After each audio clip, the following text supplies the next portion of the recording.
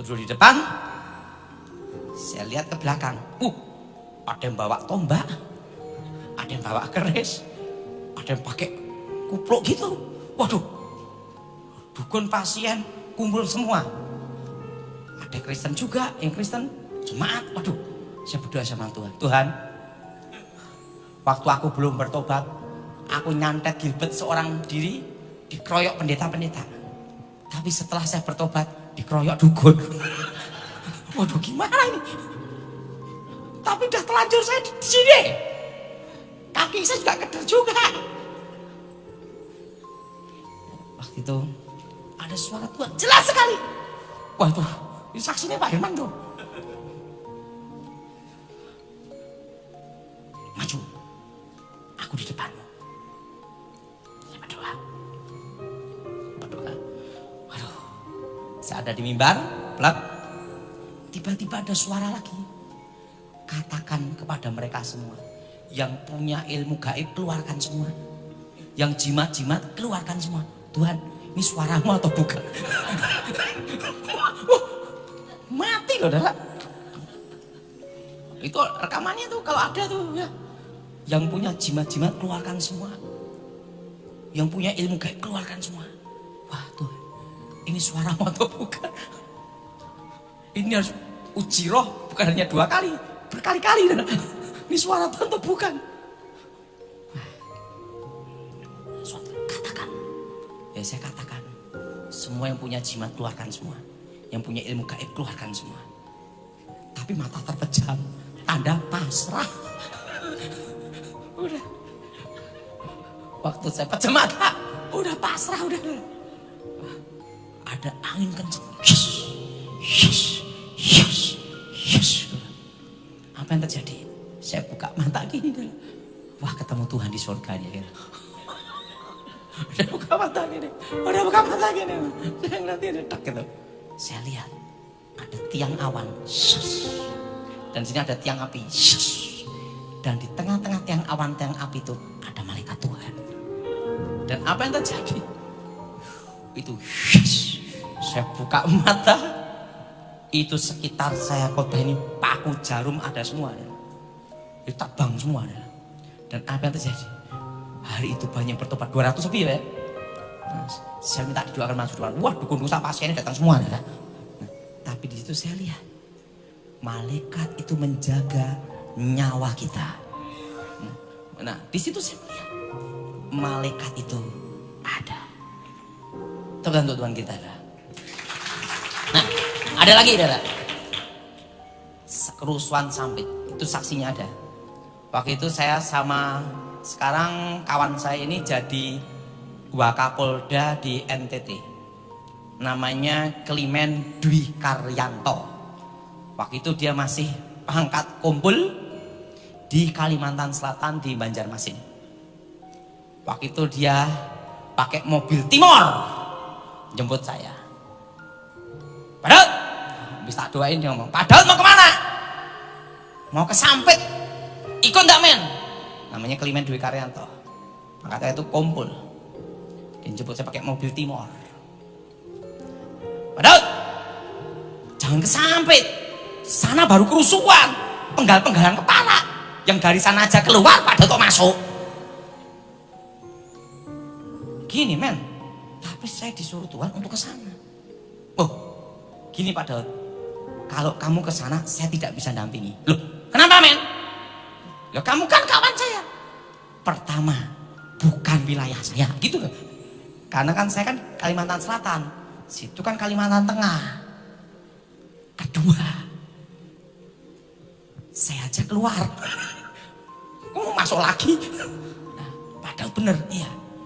Saya ngomong sama Klimen Dwi Karyanto. Udahlah, kalau jadwal saya mati, ya mati. Gosok gigi, keselak odol mati, betul ya? Udah jadwalnya, betul? Tapi kalau jadwal saya belum mati, men, diberondong peluru, ditembak kanan kiri, tidak mati. Gimana bro? Setengah mati. Si Klimen yang ngomong ini, padahal dipikir dulu padahal. Saya jadi Wakapolda di NTT itu, Klimen Dwi Karyanto, bintang 1. Udahlah, saya berangkat. Kamu udah ikut? Saya saya berangkat. Nah, saya berangkat. Waktu saya berangkat, sampai datang ke Pangkalan Bun. Nah, orang-orang Madura pada lari semua ke Pangkalan Bun karena dekat pelabuhan. Orang-orang Dayak yang mau nyerang itu orang Madura sudah sampai di Pangkalan Embun, masuk.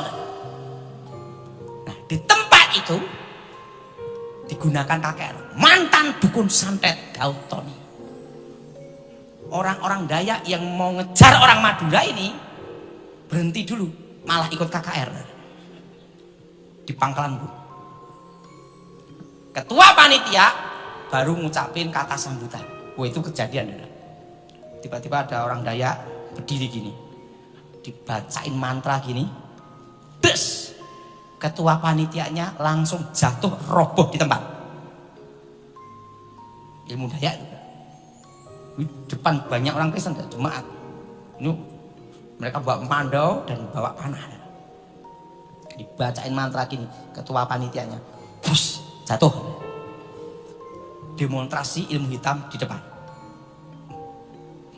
Waktu itu saya berdoa sama Tuhan, Tuhan, ini pas perang aku kesini. Nah, Tuhan bicara sama saya, Daud ada apa? Maju ke depan, katakan yang namanya Daud Tony kamu, kalau mau nyoba ilmu sama kamu, katakan gitu. Tuhan, gimana? Percayalah, aku menyertaimu. Ya, saudara gini ya, di mimbar saya ngomong, tadi itu ketua panitia yang namanya Daud Tony saya. Saudara kalau mau nyoba ilmu, gunakan ilmu kalian semua. Tapi adu ilmu itu tidak boleh nyentuh badan, jarak jauh. Kalau itu nyentuh badan namanya jotosan, betul? Nah, kalau adu ilmu tatap mata dengan mata, jarak jauh, adu kekuatan, gitu. Udah. Saya ngomong demikian, itu ada bawa mando, bawa itu panah, sumpit, KKR itu, pakai paling kacau juga itu. Dan apa yang terjadi? Saya ngomong demikian, wah ada angin. Tiba-tiba saya lihat ada kilatan petir. Di situ saya lihat malaikat Tuhan berperang. Itu dari mimbar sini sampai situ. Modelnya gini dah. Ting ting ting ting ting gitu sampai sono dah. Dan apa yang terjadi? Saya ngomong, saya lihat malaikat Tuhan, pedang malaikat itu seperti petir dah. Untuk menangkis semua ilmu-ilmu mereka dah. Dan apa yang terjadi? 1 jam saya khotbah. Saya ngomong, sekarang yang ngirim ilmu santet ke saya maju ke depan semua. 200 orang datang. 100 lebih. Bawa mando, bawa panah gitu tuh. Bertobat. Dan apa yang terjadi? Kota Pangkalan Embun tidak terjadi kerusuhan sampai sekarang. Karena yang mau nyerang kota itu bertobat. Jadi pada waktu mau perang tidak jadi. Karena masuk ke tempat KKN dan malaikat Tuhan menjaga. Nah, makanya dari situ saudara, saya lihat satu hal. Saudara, setiap kali doa, Tuhan kirim malaikatku untuk menjaga setiap langkahku. Amin. Dan jagai hidupku, keluargaku. Saudara, malaikat itu ada. Satu pengalaman, saya ulang lagi pada Pak, yang tidak bisa lupa. Waktu ayah saya mau meninggal, saksinya Pak Bambang, tanya Pak Bambang. Pak Bambang ini ya. Nah, sebelum ayah saya meninggal, 2 minggu ada suara malaikat. Siapkan tanah kuburan untuk ayahmu, gitu. 2 minggu. Padahal ayah saya itu masih sehat, siapkan tanah kuburan ayahmu. Oke, ngomong sama adik saya, Yohan. Han, yuk cari tanah kuburan di Delingan. Untuk siapa? Untuk papa. Ini papa saya masih sehat. Papa mati udah. Iya. Nah papa saya itu kalau ngomel kan kebun binatang semua. Mulutnya belum bertobat. Saya ketemu papa saya. Daud, kamu cari tanah kuburan untuk siapa? Untuk papa. Hah? Aku memang mati toh Daud? Iya. Dia diam gitu. Diam begini. Betul mau mati Daud? Iya. Hari itu semua utangnya dilunasin. Utang-utang dilunasin. Pajak-pajak dibayarin semua. Dan dia nyetrika baju-bajunya dia. Termasuk baju yang untuk nanti pemakaman dia. Waktu itu saya khotbah di Jakarta. Menuju ke Surabaya karena mau khotbah di Victory. Dijemput Pak Bambang di pesawat. Dapat suara Tuhan lagi. Daud, ada apa Tuhan? Papamu pulang. Hari ini kupanggil. Batasnya jam 10 malam. Sebelum jam 10 malam, beritahu keluargamu semua dan teman-temanmu. Gitu. Pak Bambang ada di situ. Dan di situ ada suara malaikat lagi. Beritahu. Udah. Ada Pak Bambang, ada Rwanda waktu itu. Saya telepon sama kawan. Pak Gilbert, ada apa Pak Daud? Ini papa saya mau meninggal jam 10. Loh. Papamu sakit apa? Enggak sakit. Enggak sakit. Kalau saya dikasih tahu nih, katanya jam 10 malam. Teman-teman tak telepon semua. Semua tak kabarin. Nanti ngelayat papa saya. Adik saya, mama saya. Mah, mama ada di mana? Ini sama papa baru makan bakso. Orang masih sehat. Makan bakso, iya. Tadi pagi mencret. Oh yaudah, ini papa makan bakso sama mama. Yaudah. Saya masih ingat itu. Jam 8 dapat berita serangan jantung. Sehat-sehat aja. Jam 9.30 malam saya doa, Tuhan, kehendak-Mu yang jadi. Tapi aku ingin melihat papaku untuk terakhir kalinya. Kendalanya saya ada di Surabaya, papa saya di Solo. Itu seperti layar, tidak dibatasi ruang dan waktu.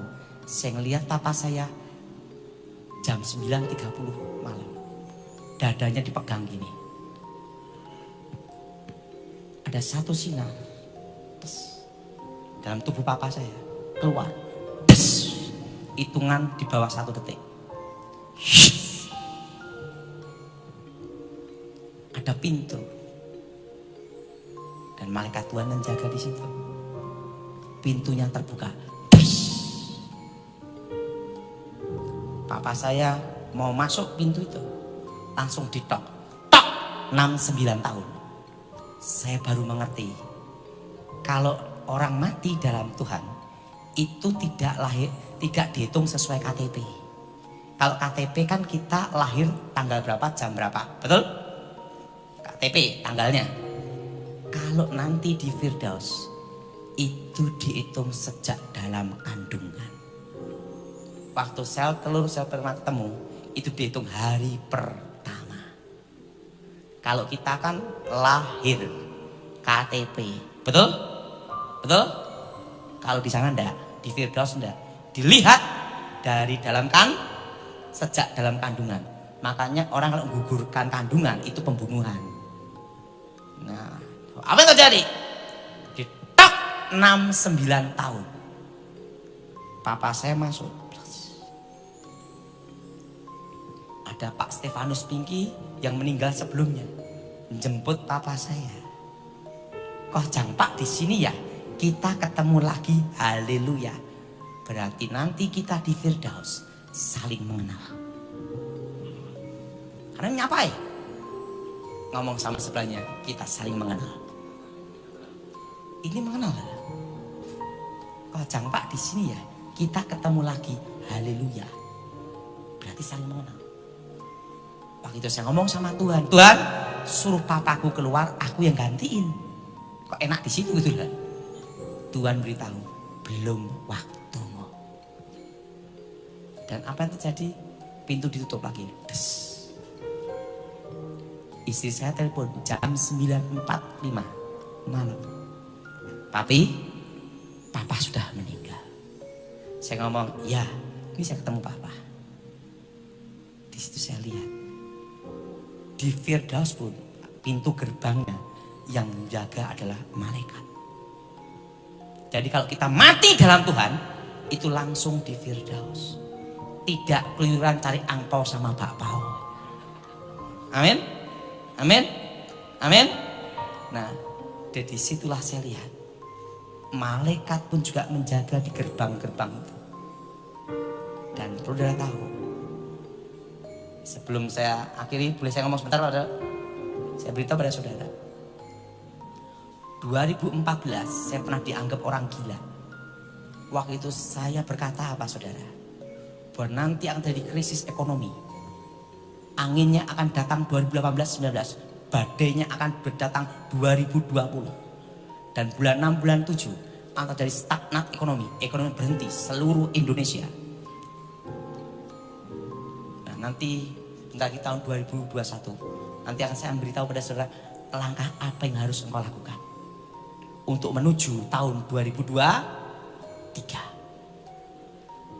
Waktu saya khotbah itu dianggap orang gila, halusinasi macam-macam, tapi saya khotbahkan terus.